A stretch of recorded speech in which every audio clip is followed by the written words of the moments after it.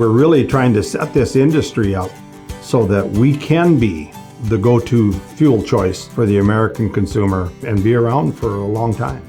In order for ethanol to continue to compete in low-carbon markets, we felt that it was in our best interest to pursue this project. Summit Carbon Solutions is a company that was formed by Summit Agriculture that's been around for several decades in the state of Iowa. It essentially was formed to execute this project. And this project is to pull the CO2 from the ethanol plant's emission stream and transport it to North Dakota for permanent sequestration.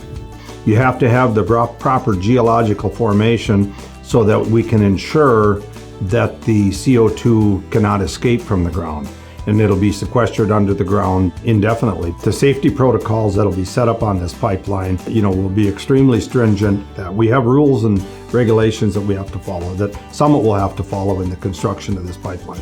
Because this is the first pipeline that's being constructed after PHMSA's new guidelines around valve spacing, I think this will be one of the safest pipelines ever constructed. And we'll have a computational leak detection system.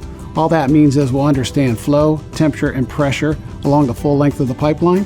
And if there's a deviation outside of normal operating boundaries, we would know that before anyone else, a landowner, a first responder, etc. And then we would immediately take actions to shut in the pipeline system until we can evaluate the overall risk. We selected the ethanol plants as our initial partner group because, again, we're an ag-based company.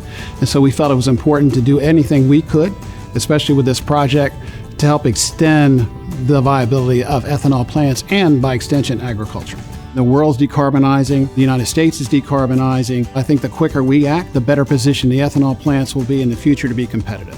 This is important to other parts of the country that represent major markets for us. About 99.9% of what we make every day is sold to outside markets. We need to stand up and pay attention to what those markets are asking for.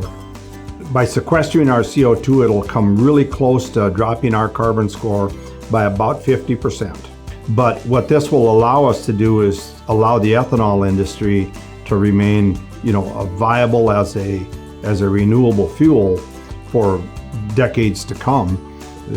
Without the ethanol industry, without the competitiveness of the industry, this rural economy is going to look completely different.